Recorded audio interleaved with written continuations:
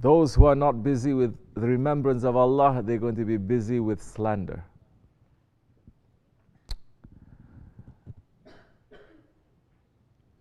It is a sign that you are not Ahli Zikr. When all that you are busy with, all that you're making zikr of, is the gossip of people. Because it is impossible for someone who's constantly to remember Allah that he's going to be even close to gossip or slander. If he sees something, he's going to take it as a lesson to himself. We have nothing to do with gossip, but of course, we are so popular, we are so famous, astaghfirullah, that we run up to the top of a mountain to be away from everything, to be away from everyone. But still, people are looking to us, finding us, and being busy with us.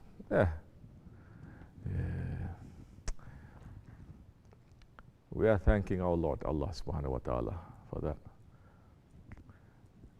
All this is also a lesson for us, and to make us to stay on the Sirat al-Mustaqim. May we never be tricked by our ego and by other people's egos.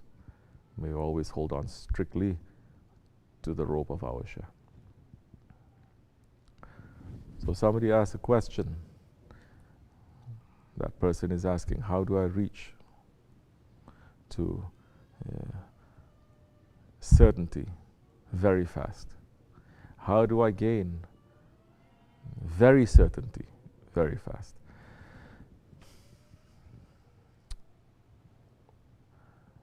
Bismillah ar-Rahman ar-Rahim. Certainty in Islam, especially in Tasawwuf, means yaqeen. Yaqeen has a very specific meaning to it. It is not the English word certainty. Yaqeen, when it is used in this kind of context, it is meaning experience, it is meaning shahadat, when you witness. It is meaning ma'rifat, it is meaning hakikat. It is meaning all of that and above. Now, if someone were to ask me, how do I gain certainty? How do I gain very certainty, very fast? The first question that I have to say is, what do you want to be certain of?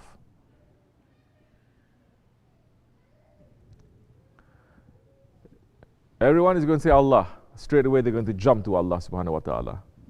Correct? Then we're going to say, then you're missing the Prophet. How are you going to cut away certainty of the Prophet? Alayhi salatu wassalam. You getting the answer now? You're going to jump to the Prophet alayhi salatu wassalam to have certainty of Prophet. How are you going to jump when you're not certain of his waris, his inheritors? How are you going to have certainty of his waris, his inheritors? The awliya Allah, your share. How are you going to have certainty of your share? Oh, then you understand how to have that certainty. It is a lifelong process. As much as you are going to sacrifice, you're going to have certainty.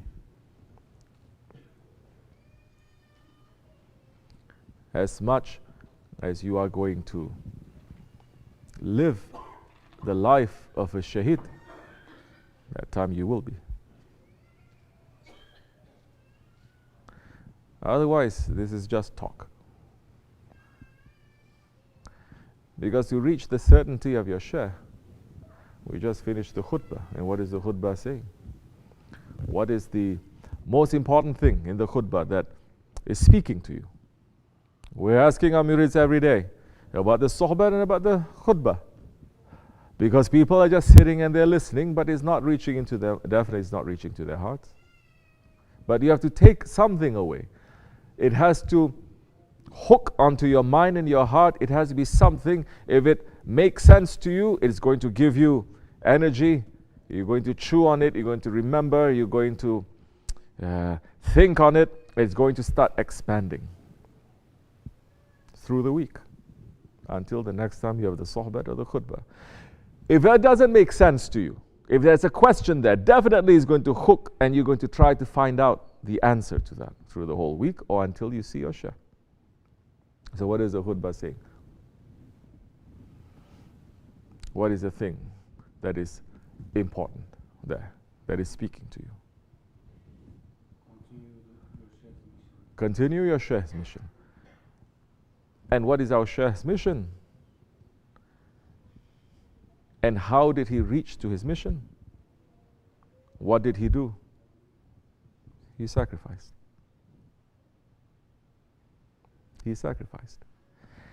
It is not talk, and it is not easy. The whole world is going to hate you. Your family will not understand you. Your loved ones will not understand. Definitely the whole world is going to look at you. You just want to remember Allah and to be a good one, but the world is going to look at you either as a crazy person, and that is very positive, or as a shaitan. Either as a mazub, a person who has lost his mind, or someone possessed by shaitan. If you get any one of these titles being in our way, know that you got the first naqsh of our Shaykh. You got the first seal. Because all his life, he is known as either a mazub or a person. Astaghfirullah lazim wa atubu ilayh.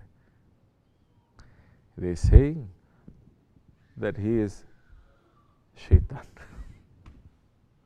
They're saying we are a gathering of shaitans. They're saying we're making a zikr of shaitan. And I'm not talking about kafirs calling us this.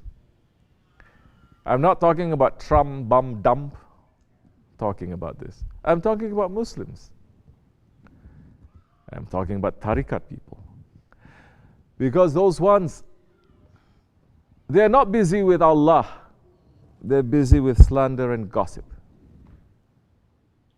Because if you're busy with Allah subhanahu wa ta'ala, you're not going to be too busy with this.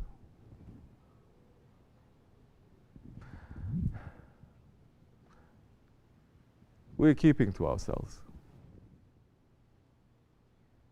But we're reaching out to people who are responding. It's so easy for us to cut off all ties also and to say we're just being by ourselves. No. Our work, Sheikh and his work is saying to reach out. Sheikh Maulana says to gather. So we are going. It doesn't matter if one person or 1,000 people, they are going to respond to us. We will still go. We will still call. Because now our work is just to call. Oh, just like Holy Prophet ﷺ. How many years in Mecca? 23 years in Mecca? 13 years in Mecca, 13 years he's calling and calling and calling and calling. How many people came? Only a handful, correct? 13 years. Did he stop? They were slandering him. They were calling him all sorts of names. Oh, they also call him Mazub. That he is crazy. Oh, they also said he is possessed by shaitan. But did he stop? Did he care? No, he didn't. He continued. He was tortured. He was oppressed. His whole community. They started to sacrifice for him. When they sacrificed for him, when they mean what they say, when they say, may my parents be sacrificed for you, may my children be sacrificed for you, when they sacrifice their ego and they're in complete submission and obedience to him, alayhi salatu wassalam, then they had yaqeen. Then they had certainty.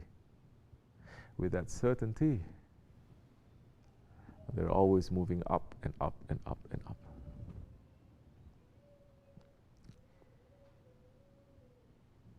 So you're asking me a question, how are you going to achieve certainty? First you have to know, what do you want to be certain of?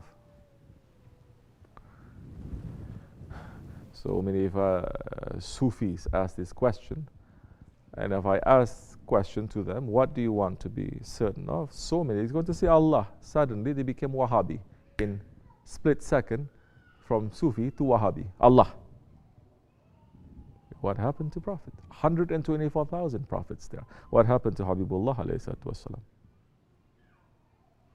Remember, his reality is in divine presence. If you say you already reach him, then you've already made the Miraj. Then you were in the station of Qaba Qawsain, that you have traveled hundreds and thousands of light years alone to be there. So you have not, we have not. But Allah subhanahu wa ta'ala is saying, hold on together to the rope of Allah. There is a rope to reach us there. Through his waris, through his inheritors, for those ones who are teaching us about the Prophet alayhi salatu wasalam. Be certain of them. And the way to be certain of them, this is the way. It is a way of sacrifice. It is a way of understanding yourself. It is a way of understanding what is it that you need to sacrifice. For some, it is easy for them to give up from their families, but it's not easy for them to give up from their bad habits. For some, it is easy to give up from their possessions, but it is not easy to give up from their pride.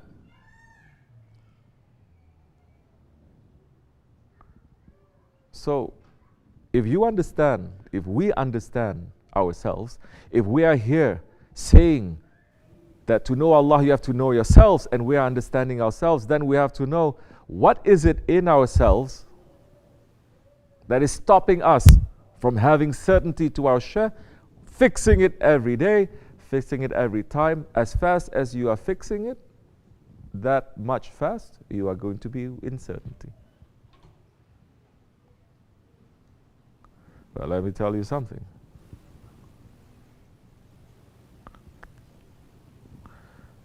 Are we even certain of our ego?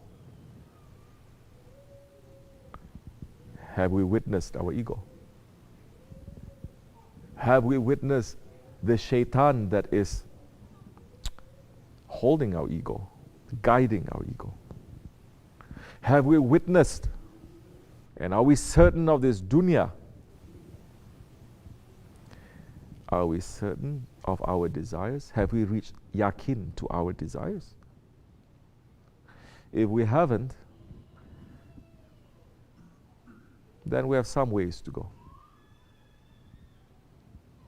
If we understand that we have millions of desires, and this is one desire that we have that is above everything else, that is most difficult to break, but you're trying every day, every week, every month, every year, trying, praying, doing other things, trying to break it, then you are on the way. What is it about this dunya that is pulling you? You must be certain. If you say there is nothing in this dunya that is pulling me, then you're still not certain, you still are in it.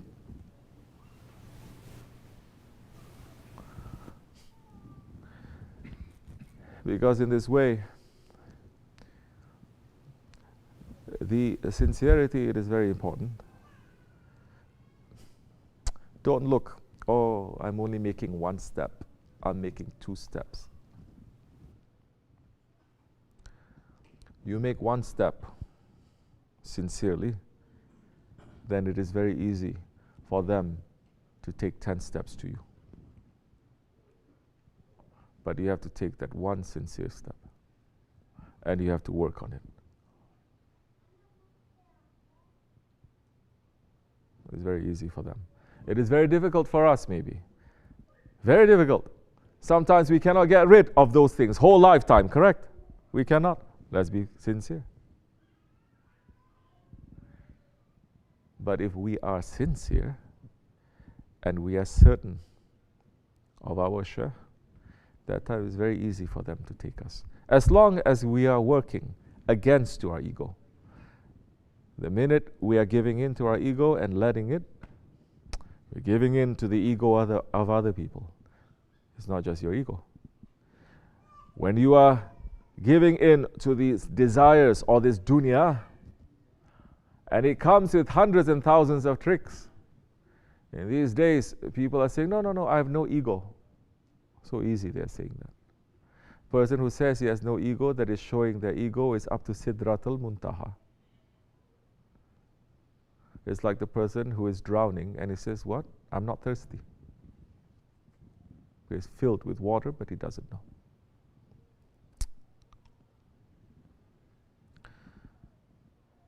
If we're working towards it and we're holding on to our share, that time what is necessary, He is going to give.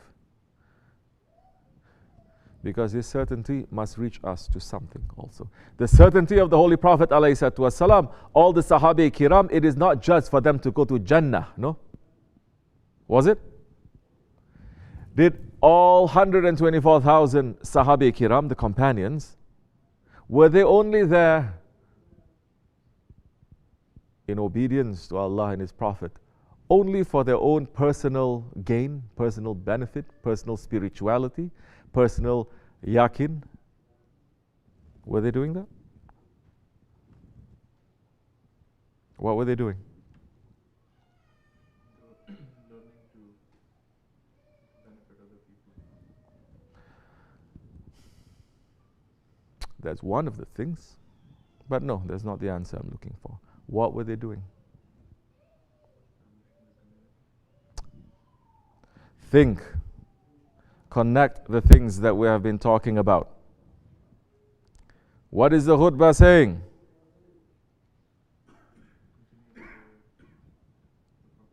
It is not just the way, it is the mission. Every Sahaba Kiram, when they had certainty, they didn't just want certainty and they sit back to be in the highest Jannah. No. The way that billions of Muslims they are. The religion is only for them to go to highest Jannah. But they're not understanding what is the mission of the Prophet. Do you understand? When you have that certainty, the Sahaba Kiram, when they had that certainty, they continued the mission of the Prophet. They served him. It is the mission of the Prophet. It's no longer even about them. How can it be? How can it be that they sacrifice everything, then when they get faith and iman and taqwa, they sit back and they're just becoming selfish by themselves? No. Two doesn't mix. It cannot mix together. So that time when they are in certainty and they're continuing the mission of their Prophet, the way that with certainty we're going to continue the mission of our Shaykh. Because that is then the purpose of our life. Because Holy Prophet ﷺ, never he's asking Allah subhanahu wa ta'ala to raise him to higher stations or go to the highest Jannah. He's always asking Allah subhanahu wa ta'ala to save his ummah.